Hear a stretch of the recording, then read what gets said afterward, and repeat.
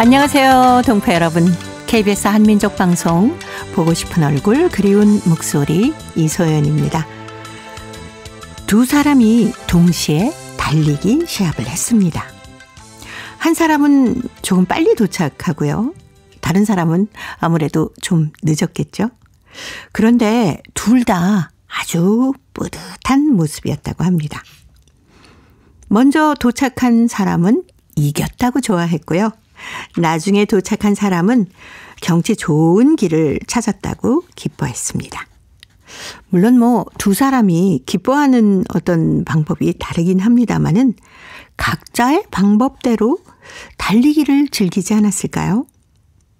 이 두 사람처럼 무슨 일을 할 때 잘 안 됐네 라고 실망하기보다는 그 속에서 의미를 찾고 그 일을 최대한 즐겨보면 어떨까요? 그렇게 하면은 우리의 삶이 훨씬 더 풍요롭고 행복해지리라 생각합니다. 자, 오늘 첫 곡은 SES가 노래합니다. 달리기.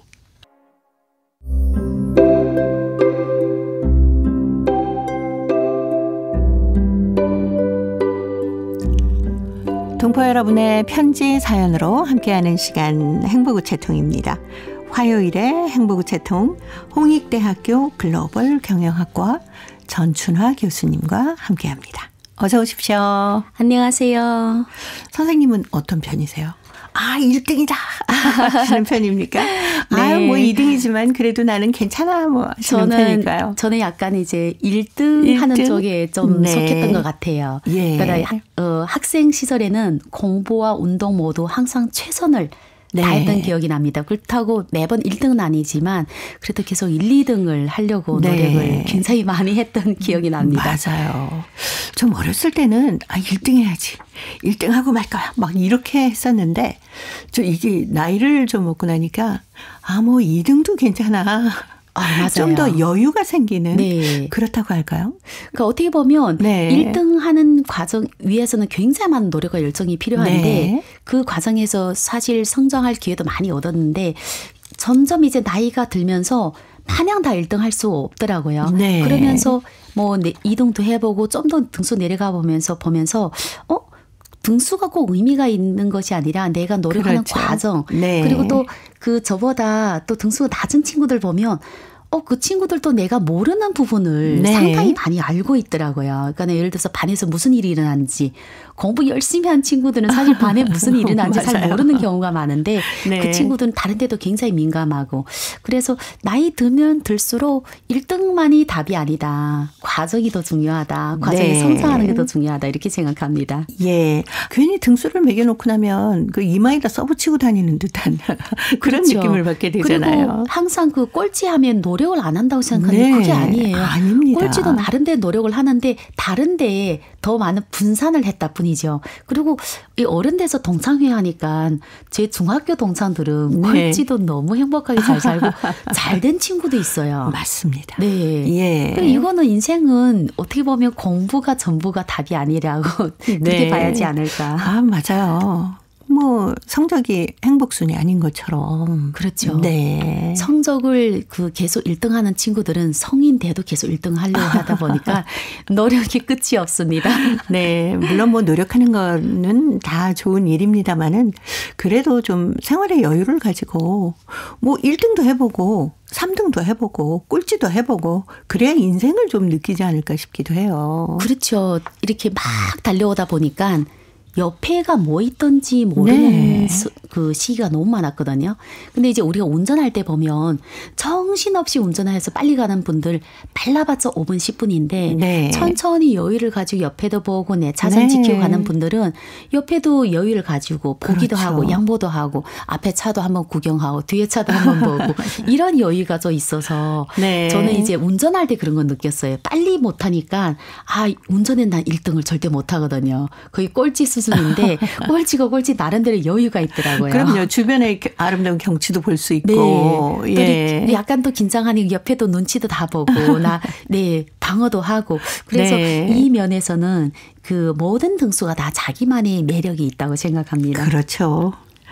자, 행복우체통 열어봅니다. 첫 번째 사연이 대한민국 경기도 안산시 신호순 씨 보내오셨습니다. 엄마표 동지 팥죽인데요. 제가 먼저 소개합니다. 어느새 2024년 한 해가 저물고 새해맞이 동지가 성큼 다가왔다. 동지하면 팥죽이다. 요양병원에서 24시간 근무하고 있는 간병인들은 어떻게 하면 팥도 듬뿍, 쌀도 듬뿍, 새알심도 듬뿍 들어간 맛난 동지 팥죽을 주문해서 먹을 것인가. 며칠 열렬한 토론을 하였다. 왜냐하면 몇 번 인터넷으로 주문을 했는데도 정작 포장을 뜯어보니 새알심도 없고 우리가 먹고자 하는 팥죽이 아니었다. 먹고도 뭔가 부족한 기분이었다. 간병인 대부분은 한 해가 넘어갈 때마다 아이고 또 한 살을 먹네 하는 아쉬움으로 가득한 연령대들이다. 그러므로 올해는 특히 노동지어서 팥죽을 꼭 먹어야만이 2025년에는 만사가 형통할 수 있으리라는 간절한 믿음이 어느 때보다도 더 큰 것 같았다. 이렇게 유난히 신경 써서 사온 팥죽인데도 웬일인지 옛날에 엄마가 해주던 동지 팥죽의 맛과 향기를 전혀 느끼지 못했다. 그러면서 엄마가 아궁이에 불을 지펴서 큰 쇠가마에 손수 정성을 쏟아 해주었던 팥죽이 몹시 그리워졌다. 우리 집은 4대가 한 집에서 오손도손 사는 대가정이었다. 삼촌과 고모가 시집 장가갈 때 나는 신기해서 앞뒤로 뛰어다니던 철부지였다. 고모 결혼식 날 문턱을 사이에 두고 고모부가 받은 큰 상에 놓여있는 빛깔 좋은 과자에 눈길이 꽂혀 침을 꼴깍꼴깍 삼켰다. 눈치 빠른 고모부는 얼른 상에서 제일 크고 예쁜 색과자를 나한테 넘겨주면서 눈을 끔뻑했다. 넓적 받아안고는 좋다고 뛰는 나를 엄마는 그러면 안 된다고 꾸지람을 했던 일이 지금도 기억에 또렷하다. 고모하고 나이 차이가 없는 오빠가 결혼을 하고 귀여운 조카가 세상 구경을 나오면서 우리 집은 늘 4대 대가족이었다. 이렇게 엄마표 동지 팥죽을 4대가 모여 앉아 만나게 먹으면서 오고 가는 덕담으로 긴긴 동지밤을 화기애애하게 보냈었다. 그때가 영화 필름처럼 머릿속에서 회전됐고 그리고 더욱더 그리워지면서 동지 팥죽으로 시 한 수를 지어본다. 엄마표 동지 팥죽. 가정의 평안을 위하여 정성 쏟은 엄마표 동지 팥죽. 땀방울 훔치며 빨간 밭으로 애군을 날려보내고 곱게 빚은 새알심은 둥글둥글 행운을 불러들이고 4대가 모여 앉아 긴긴 동지밤에 웃음꽃 피우고 새 희망 새 마음으로 새해맞이 나선다. 엄마의 정성 깃든 동지 팥죽 해해 년년 먹으면서 세월의 풍파를 요리조리 잘도 넘어갔던 엄마표 동지 팥죽은 해마다 신명나는 동지였다. 라는 시까지 함께 보내오셨습니다. 아이고 읽는 내내 막 입에 침이 고여가지고요. 그러니까요. 하긴 어머니가 해주시던 그 동지 팥죽 맛은 왜 제가 하면 잘 안 나는지 모르겠어요. 저도 이제 그 어릴 때 팥떡이나 팥을 쓸 때 되면 항상 집에서 그 부엌 칸 있잖아요. 네. 한 몇십 번 왔다 갔다 했던 것 같아요. 그 거의 왔다 갔다 할 때마다 눈치를 보고 한 숟가락 그렇죠. 뜯어놓고. 근데 제가 이제 어른 돼서 동지 팥죽을 좋아하다 보니까 해봤는데 이게 그 맛이 아니고 아예 그렇게 나오지도 않습니다. 아마 네. 굉장히 그 어머니 손맛은 좀 다르지 않을까. 그렇죠. 그리고 해보니까 이게 손이 너무 많이 가는 맞아요. 팥죽이더라고요. 네. 요즘은 그냥 먹고 싶으면 사서 먹긴 합니다. 예, 예전에는 정말 신호순 씨의 사연처럼 가마솥에다가 팥죽 쑤셨잖아요. 그렇죠. 그 대나무 주걱으로 그냥 쭉 이렇게 그냥 계속 저으시면서 쑤시던 엄마 모습이 생각이 납니다. 그리고 이거를 하는 날이면 그냥 그 하루 동안은 팥죽을 위하는 날인 것 같아요. 네. 아침부터 그 전날부터 담그고 뭐 해가지고 그날 하루 동안 계속 네. 팥을 쏟던 그 기억이 나는데 그 모습이 지금 여기에 사대 가족 같이 한다 했잖아요. 저희는 이제 그냥 이제 사대는 아니었는데도 그 모습이 지금도 그립습니다. 그럼 사대면 얼마나 부족하고 네. 재밌겠습니까? 그렇죠. 할아버지 할머니 계시고 어머니 아버지 네. 자식들 자식에다 손자. 손주까지. 요즘은 사실 그런 가정을 보게 되면 이전에는 그냥 평범한 그런 가정이었는데 지금 네. 보면 부러워하는 가끔 그렇죠. 이제 영상으로 이렇게 몇 대 가족 같이 거실에 네. 앉아 있는 걸 보면 밑에 댓글 보면 눈물 난다. 부럽다. 부럽다가 네. 제일 많죠. 네, 맞습니다. 예, 저도 대가족이 사는 것을 좀 찬성하는 편이거든요. 그렇죠. 네. 저도 이제 이전에 그 결혼하기 전에는 우리 한 50명씩 이렇게 모이면 친척 사돈이 팔촌에서 운동회를 1년에 2번 해야 되겠다. 막 이렇게 네. 다양한 생각을 했는데 현실하고는 또 그게 쉽지는 않더라고요. 예. 사실 동지 팥죽뿐만이 아니라 엄마가 해주시던 음식은 평생 동안 잊을 수 없는 최고의 맛이었던 것 같아요. 지금 생각해보면 네. 옛날보다 지금이 먹을 게 너무너무 많아졌는데 네. 그럼에도 불구하고 모든 그 원맛은 어머니 해주시는 그 맛있던 것 같아요. 옛날에 그냥 밥에다가 반찬 하나를 가지고도 네. 하루 종일 먹어도 막 7번, 8번씩 먹고 배부르지 않던 기억이 나는데 그래서 엄마라는 이 존재 자체가 이렇게 대체할 수 불가능. 네. 제가 이제 지금 생각해보면 우리 애가 나중에 어른 됐을 때 엄마 편 무엇을 기억할까 그걸 맞아요. 걱정되니까 지금도 열심히 뭔가 하는데 어머니 그 정성이 잘 안 됩니다. 그렇죠. 신호순 씨 아마 이렇게 동지 팥죽을 함께 4대가 모여서 드시는 그런 날 눈이 왔을지도 모르겠어요. 그 추억 생각하시면서 이 노래 함께 들어보십시오. 조화문입니다. 눈 오는 밤.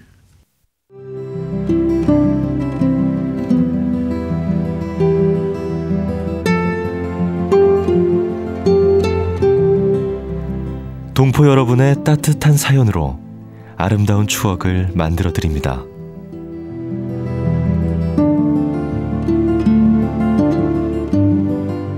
보내실 곳은 대한민국 서울특별시 영등포구 여의공원로 13 KBS 한민족방송 보고 싶은 얼굴 그리운 목소리 담당자 앞이고요. 인터넷 주소도 알려드립니다. KBS 홈페이지 www.kbs.co.kr에 접속하신 다음 라디오 한민족방송 보고 싶은 얼굴 그리운 목소리를 순서대로 클릭하신 다음 청취자 참여 코너에 글을 남기시면 됩니다.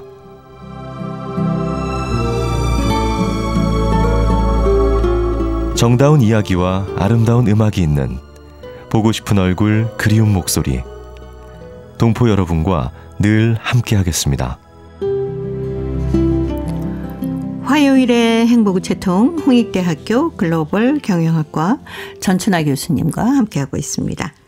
자, 오늘 두 번째 사연 중국 길림성 연길시 김림휘 학생이 보내왔습니다.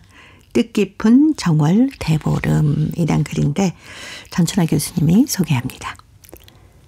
설 명절을 보낸 지 엊그제 같은데 벌써 정월 대보름이 찾아왔다. 어머님은 아침 일찍 일어나 아침밥을 준비하시느라 분망이 돌아쳤다. 이윽고 밥상에는 오곡밥, 명태볶음, 고사리볶음, 물만두, 웬셔, 달걀 등 여러 가지 음식이 가득 차려졌다.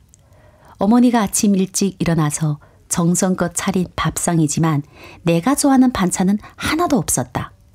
내가 아침밥을 먹으려 하지 않고 앉아 있는 것을 보고 어머니는 정월 대보름날 왜 이런 음식들을 먹어야 하는지 설명해 주셨다. 우리 민족 풍속 습관에는 정월 보름날 이른 아침에 견과류나 사탕을 어금니로 깨무는데 그것은 한 해 동안이 각종 부스럼을 예방하고 치아를 든든하게 하려는 의미가 담겨져 있다고 한다. 그리고 아침에 귀발기술을 마시는데 그것은 귀가 밝아지고 귀병을 막아주며 한 해 동안 좋은 소식이 많이 들려지길 바라서라고 한다. 오곡밥은 그 해의 곡식이 잘 자라길 바라며 대풍을 막기를 바라는 염원이 담겨져 있다고 한다. 그리고 어머니가 할머니한테서 듣기로는 명태에는 허리 힘이 sio자라는 의미가 담겨져 있고 달걀을 먹는 것은 달걀처럼 댕그르르 구르면서 잘 살라는 의미가 담겨져 있기 때문에 먹기 싫어도 한 절씨라도 다 먹어봐야 한다고 하셨다. 이렇게 어머니가 말씀하시는 동안 아침 식사는 끝나고 우리는 화령에 계시는 이모 할머니네 집으로 놀러갔다. 우리는 이모 할머니와 맛있는 점심 식사를 마치고 형님 누나랑 같이 강에 가서 벅죽도 터치고 눈싸움도 하였다.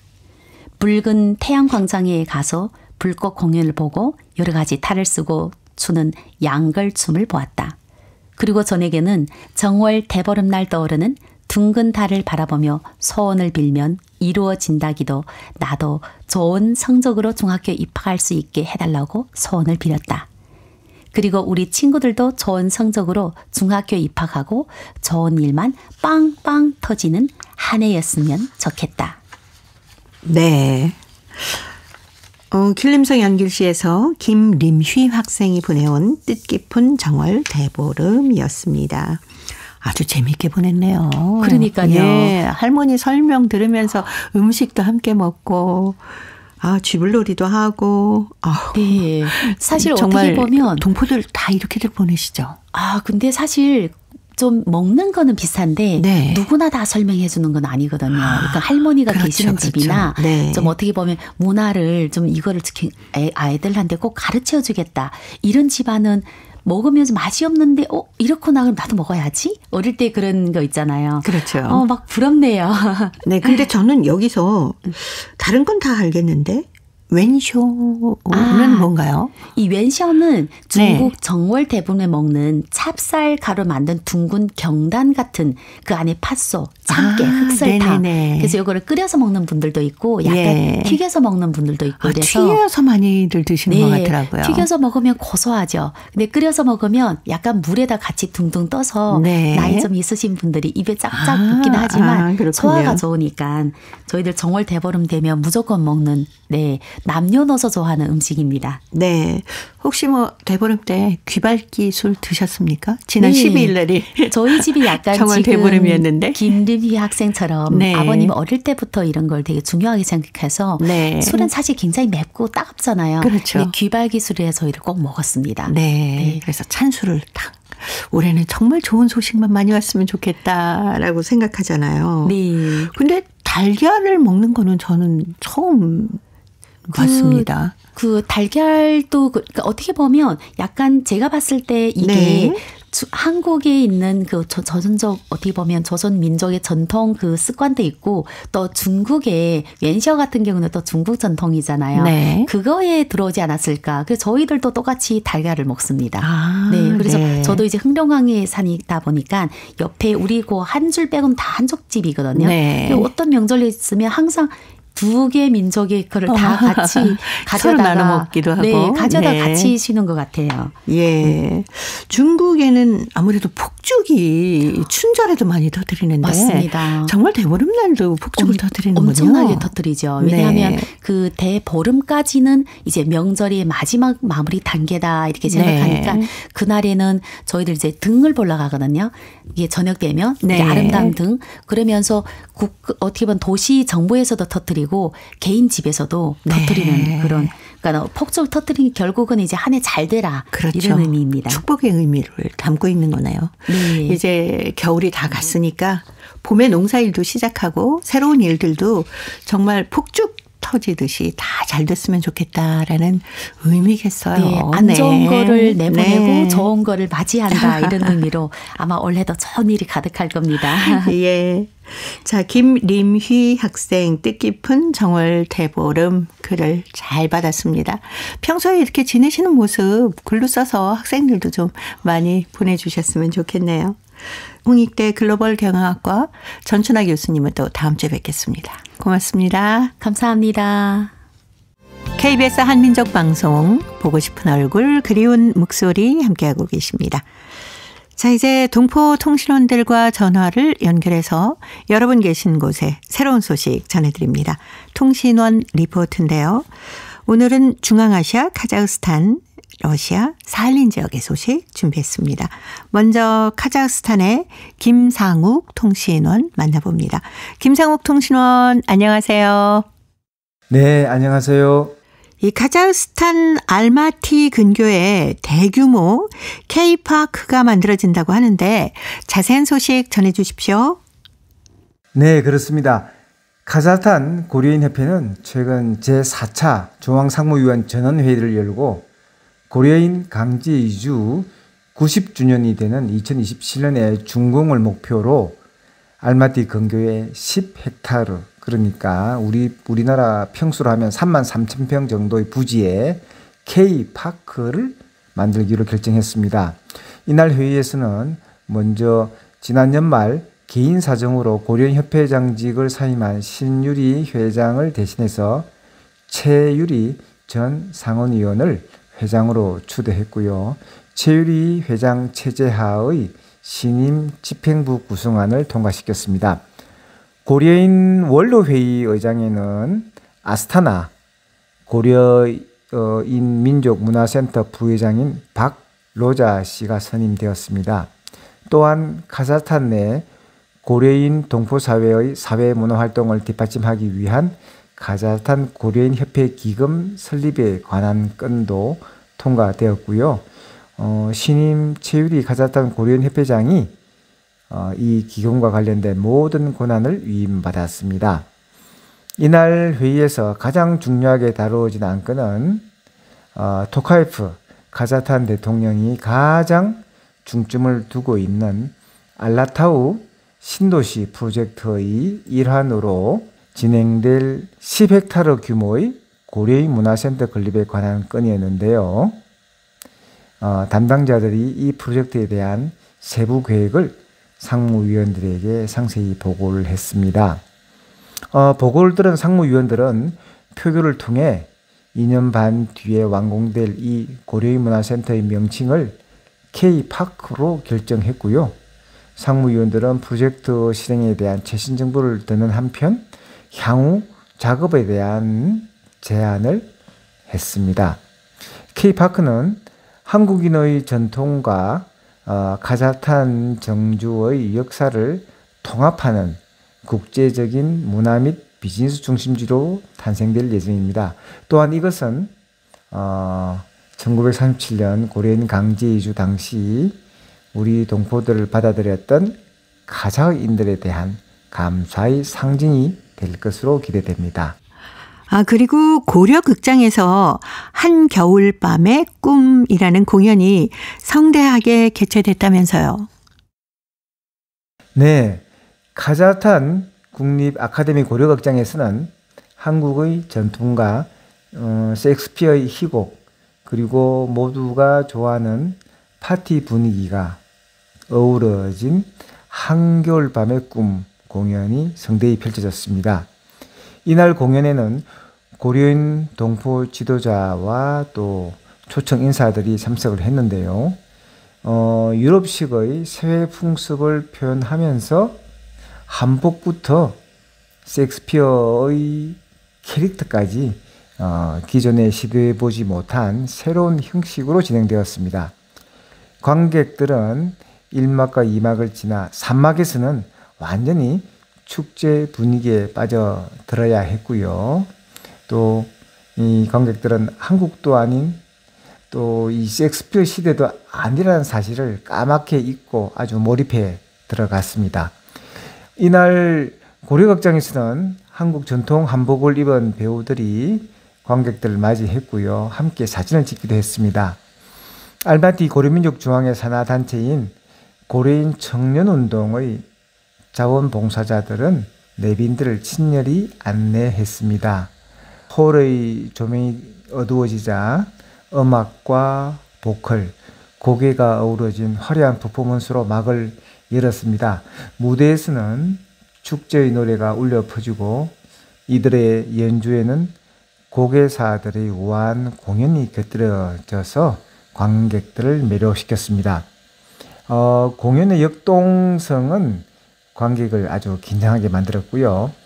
캐릭터의 진정성 있는 연기는 화려한 댄스와 또 보컬로 자연스럽게 이어졌습니다. 공연은 동양과 서양 전통의 융합을 강조하기 위해 아주 신중하게 고안이 되어졌습니다. 특히 음악 반주가 인상적이었는데요. 유럽의 선율이 한국 북의 힘찬 리듬과 어우러져 독특한 대비와 익숙한 모티브의 새로운 사운드를 만들어냈습니다.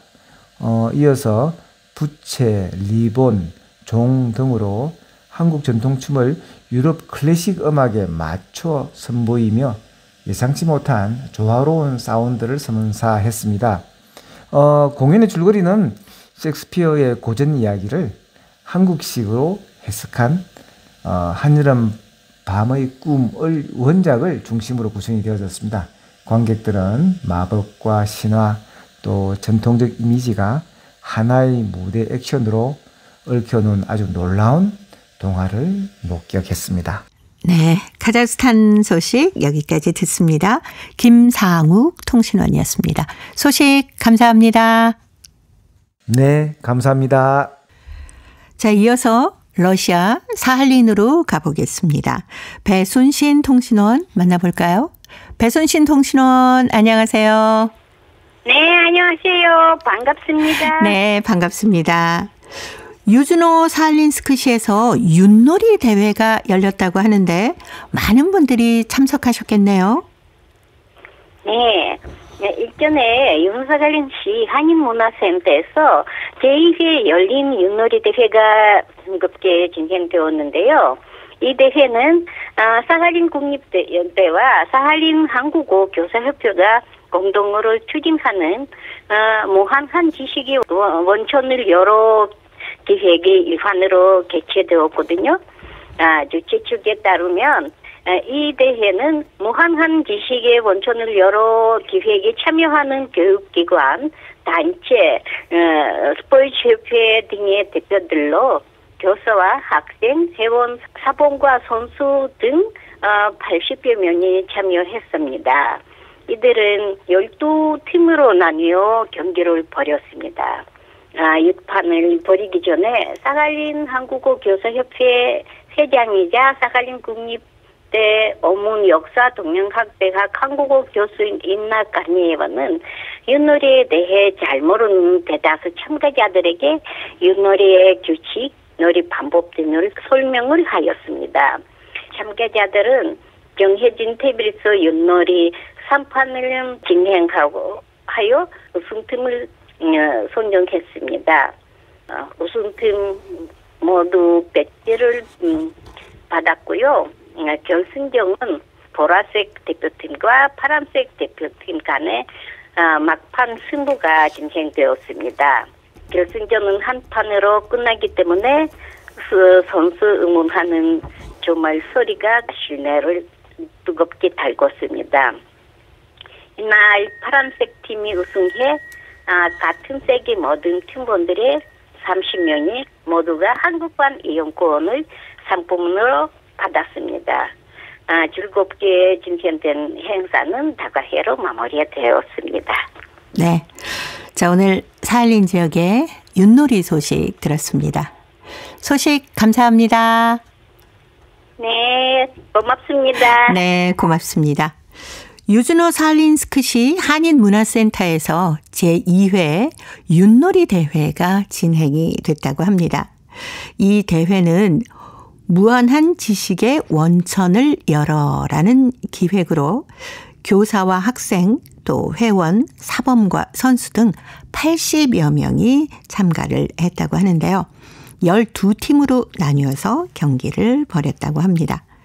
자, 윷놀이를 벌이기 전에 그 사할린 한국어 교사 협회 회장님이 윷놀이에 대한 규칙, 놀이 방법 등을 먼저 설명을 해줬다고 하네요. 그래서 참가자들은 윷놀이 3판을 진행해서 우승팀을 선정을 했는데요. 이 우승팀에게는 한국관 이용권이 상품으로 주어졌다고 합니다. 그리고 맛있는 다가회로 마무리되었다는 사할린 지역의 소식이었습니다. 자, 이제 퀴즈를 통해서 대한민국의 역사와 문화까지 배울 수 있는 퀴즈 한마당 이어집니다.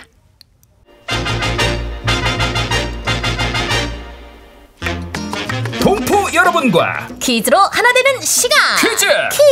퀴즈 한마당.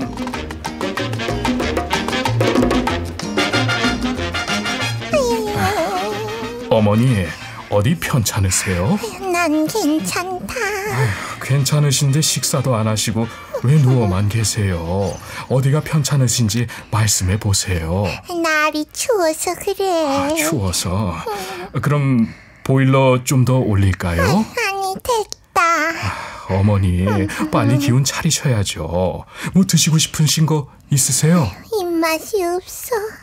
입이 솟아요. 그래도 먹어야 기운 차리시죠. 그래야지. 날 풀리면 평양냉면 먹으러 가요, 우리. 평양냉면? 예, 어머니가 제일 좋아하는 음식이잖아요. 우리 아버지가 피양옥류관에서 평양냉면을 먹었다고 무슨 날만 되면 내 손을 잡고 이렇게 평양냉면을 먹으러 갔었죠. 그렇죠.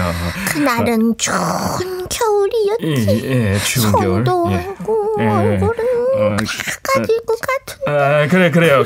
어머니도 제 손 잡고 늘 우리 평양냉면 먹으러 다녔잖아요. 그랬지. 얼른 기운 차려서 저랑 평양냉면 드시러 가세요. 그래. 아유, 우리 어머니 평양냉면 얘기하니까 눈이 아주 그냥 반짝반짝 하시네. 내가 평양냉면을 좋아해. 아이고, 아무렴요. 그날은 추운 겨울이었지. 예, 추운 손도 겨울. 얼고 얼굴은 까질 것 같아. 예, 알죠. 우리 어머니 평양냉면 좋아하시는 거. 그러면 내가 지금 평양냉면 한 그릇 바로 사갖고 올까요? 아유, 그래. 평양냉면 먹으면 기운이 좀 날 것 같아. 그래요. 그날은 추운 겨울이었어. 여보세요? 평양냉면 집이죠? 얼굴은 다 까질 것 같아. 오늘 추워서 안 된다. 왜 안 돼? 춥다고 안 되는 게 어딨어?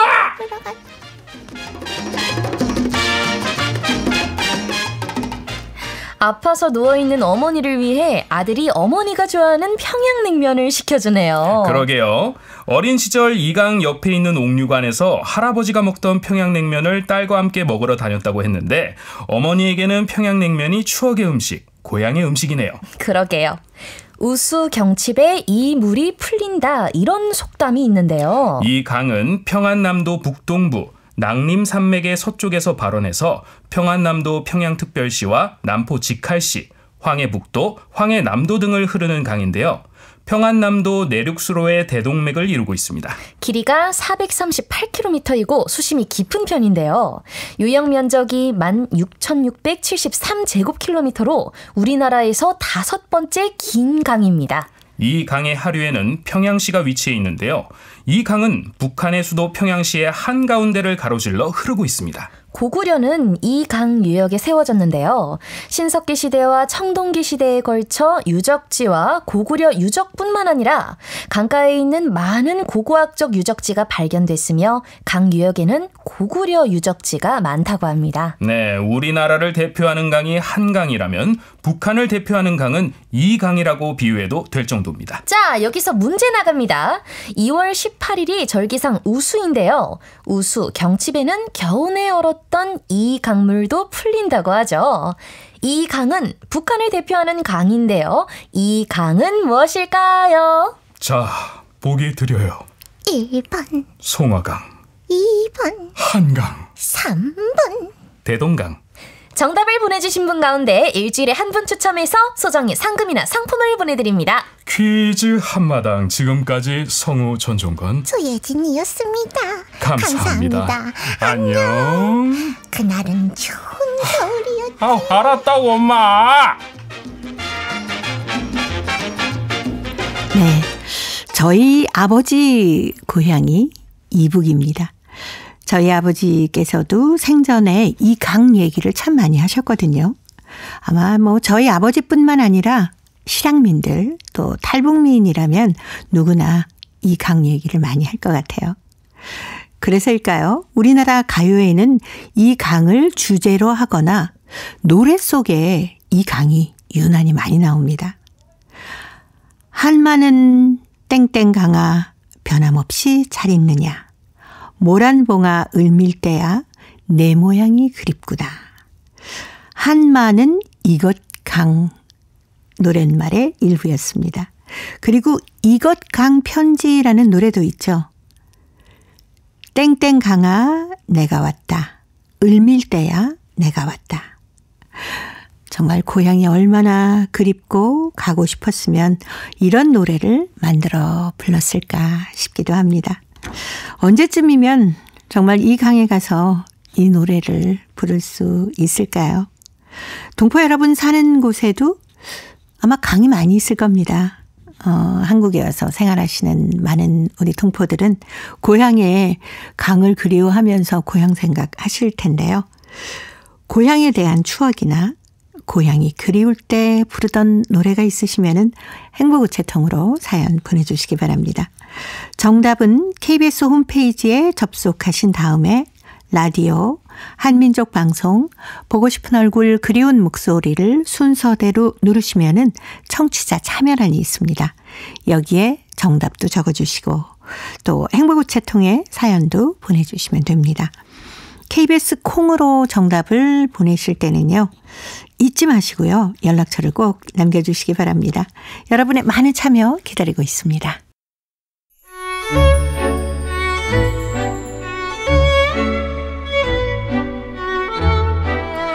고려인들의 역사를 재조명하고 그들의 삶의 애환을 살펴보는 시간입니다. 고려인 이야기. 사단법인 고려인 마을 역사유물전시관 김병학 관장님 전화로 만나보겠습니다. 관장님 안녕하세요. 예, 안녕하십니까. 저희가 요즘에 고려인 한글 문학에 대해서 살펴보고 있습니다. 이 고려인 한글 문학이 꽃피울 수 있었던 건 선봉신문의 문예 페이지 덕분이라고 하는데 문예 페이지를 뭐라고 설명을 해야 될까요?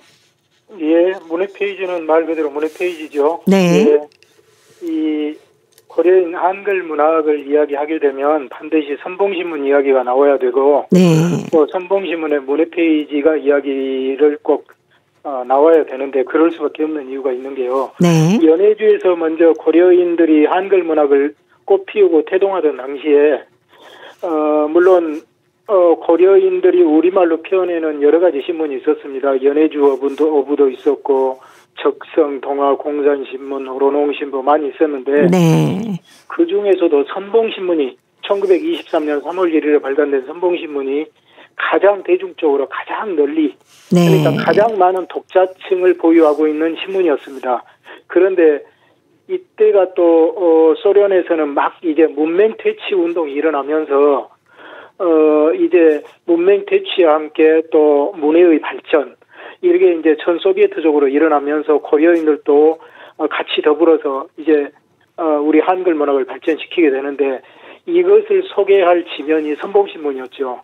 그래서 선봉신문에 많은 작품을 싣고 또 평론을 하고 작가를 발굴하고 이렇게 해왔는데 이게 정기적으로 되지 못하고 또 많은 작가들의 요구를 담아내지 못하다 보니까 나중에 문예 페이지로 두어달라는 요구들이 있었습니다. 그래서 그때 이제 문예 페이지가 만들어지고 이 문회 페이지는 나중에 고려인이 강제 이주돼가지고도 줄기차게 레닌기치 신문을 통해서 꾸준히 한 80여 년을 고려인 한글 문학이 집대성되고 발전될 수 있는 기반이 되었기 때문에 이 문회 페이지라고 하면 반드시 고려인 역사에서 한글 문학사에서 알아야 될 이야기가 되겠습니다. 예. 아무래도 신문마다 문예 페이지를 만들다 보면 이 독자들의 문화생활에 대한 욕구를 좀 충족시켜줄 수 있었겠어요? 그렇죠. 그래서 이 선봉신문에도 사실은 이제 문예 페이지가 신문이 창간된 지 10년 만에. 네. 그러니까 그 전에 신문에 간헐적으로 또는 비정기적으로 작품들은 꾸준히 실리고 또 모집을 하고 발굴을 하고 이렇긴 했지만은 공식적으로 이제 신문의 문예 페이지가 만들어진 건 1933년 10월 3일. 그때 이제 문예 페이지 뭐랄까요, 발간의 변을 보면 이런 말이 있습니다. 길지 않으니까 제가 그걸 한번 낭송을 해보겠습니다. 네. 그때 이제 신문에서 이 독자들이 문예 페이지를 만들어 달라는 요구에 응해서 이런 말을 합니다. 원동 고려인들의 문화 정도가 나날이 향상됨과 함께 문화생활에 없지 못할 문예의 요구열도 점점 높은 도수를 표시하게 된다. 선봉은 자기 독자들의 이에 대한 요구와 갈망을 헤아리지 못하였거나 저버리려 한 것은 아니었으나 너무도 제한된 지면관계, 기타 이러저러한 여러 가지 사정으로 인하여 한동안 문예 재료를 싣지 못하여 왔다. 그리고 근자에, 그러니까 최근에 조직된 연해주 소비에트 작가 동맹 고려인 분과에 의해서 선봉에 문예 페이지를 두어달라는 요구의 결정까지 있었다. 그러므로 선봉사 편집당국은 이 요구를 반갑게 승인하면서 당분간 매월 2회로 문예 페이지의 발행을 계속하기로 하였다. 이 내용을 보면 당시에 어느 정도 이 문예 페이지 요구가 있었는지 우리가 알 수 있었는데, 당시에 이 작가 동맹이 1933년 가을에 만들어집니다. 그래서 네. 그때 이 작가 동맹에서 강력하게 이제는 정기적으로 페이지를 두고 이렇게 작품을 실어야 된다는 요구가 있어서 그때부터 이제 본격적으로 문예 페이지가 시작이 됐던 거죠. 예. 그럼 문예 페이지에 얼마나 자주 이 고려인 한글 문학이 실렸을까요? 예, 이제 1933년 12월 3일부터 이제 시작된 이 문예 페이지는 네. 짧게 이제 강제주 직전까지 한 4년간, 4, 5년간 이때 그런데 사실은 이제 매주에 2번씩 씻는다고 했는데 그것이 정확히 지켜지진 않습니다. 예. 정치적인 사변이 생기기도 하고 이래서 격주에 한 번씩 실리지 못한 경우도 생기고 하는데 어쨌거나 꾸준히 그걸 유지해 오다가 강제주 직전에 신문이 폐간되죠. 그런데 네. 강제주 이듬해 1938년 5월 15일에 선봉신문을 기반으로 해서 중앙아시아에서 레닌기치라는 신문이 만들어지면서 이 신문도 만들어진 이듬해부터 문예 페이지를 싣기 시작해서 그 뒤로는 거의 거침없이 거의 최근까지 문예 페이지를 이렇게 실어오면서 고려인 한글 문학을 줄기차게 발전을 시켰습니다. 예. 그럼 문예 페이지하고 문예란으로 나뉘어져 있다고 했는데요. 문예 페이지하고 문예란의 차이가 있을까요? 이것은 사실 좀 애매합니다. 이제 정확히 그래도 이제 구분을 하자면 사실 이제 문예 페이지는 1939년 5월 24일부터 개설이 되고 쭉 실렸고요. 이제 1957년에 들어와가지고 이제 문예란이 등장도 합니다. 네. 그런데 이제 이것은 문예 페이지는 한 지면 전체가 이 문예 작품에 실린 것이고, 문예란은 경우에 따라서는 전체 지면을 차지하기도 하지만은 전체 지면을 차지하지 않는 경우가 많습니다. 그래서 이것은 그만큼 당시에 작가들이 작품을 많이 투고했다는 증거죠. 그래서 문예 페이지로 부족하니까 또 문예란이라는 걸 만들어 가지고 비정기적으로 이렇게 더 쉽게 됐던 거죠. 그래서 네. 이미 이제 1950년대 이후에 되면 이 작가들이 훨씬 더 자유롭게 작품을 많이 투고할 수 있는 환경이 됐다는 걸 역으로 보여주고, 또 그럼으로 인해서 한글 문학이 50년대 후반부터 60년대, 70년대까지 굉장히 크게 발전했다는 것을 이것이 한 단면처럼 보여주는 증거이기도 합니다. 예. 그럼 주로 어떤 작품이 많이 실렸을까요? 이제 고려인들은 특히 강제주 이후에는 레닌기치라는 이제 모국어 신문 하나 외에는 우리 모국어로 출판할 수 있는 모든 수단이 사라졌기 때문에 오직 이제 이 신문사만을 통해서 모든 작품이 투고가 되고 품평이 되고 독자들에게 읽히고 이렇게 됐는데, 그러다 보니까 많은 작가들이 투고를 했고, 그런데 또 하나는 소련 사회의 특징이 그 당시에 사회 체제가 또 그렇기도 했고, 당시에 경제적으로도 어렵기도 했고, 모든 작가들은 사실 자기의 생계 직장이 있어야 됐기 때문에 네. 전업 작가로 활동할 수 있는 이 여건이 안 됐습니다. 그래서 소설, 특히 장편 소설이나 이건 쓸 수 있는 형편이 안 됐기 때문에 많은 네. 사람들이 짧은 시, 그래서 이 고려인 이 한글문학 작품의 특징은 시가 압도적으로 많고, 그 외에 이제 소설도 단편이 많지요. 그리고 장편은 좀 드문 편이고, 그리고 이제 극장이 있었기 때문에 장편이어도 이제 희곡 작품은 좀 실렸고 이런 식이죠. 그래서 주로 시가 많이 실렸다는 거, 이것이 특징이라고 볼 수 있겠습니다. 예. 그러면 혹시 뭐 노래 악보나 뭐 가사 같은 게 실린 적도 있나요? 그것도 물론입니다. 제가 이 말씀도 안 드렸는데, 네. 사실 노래 가사는 크게 보면 이게 시에 포함이 되죠. 네. 그래서 거기에는 그걸 물론 노래나 또는 가사라고 표현은 했지만은 넓은 의미의 시에 포함을 해서 굉장히 많이, 이 노래는 처음부터 시와 한 가지가 실렸다가 1955년부터는 이제 악보까지도 실려서 노래와 악보가 이렇게 같이 실리면서 문예 페이지에 큰 분야를 차지했습니다. 그리고 또 하나는 이 고려인 독자들에게 미친 영향력으로 보면 사실 노래 가사가 가장 큰 영향을 미쳤죠. 왜 그러냐면 예.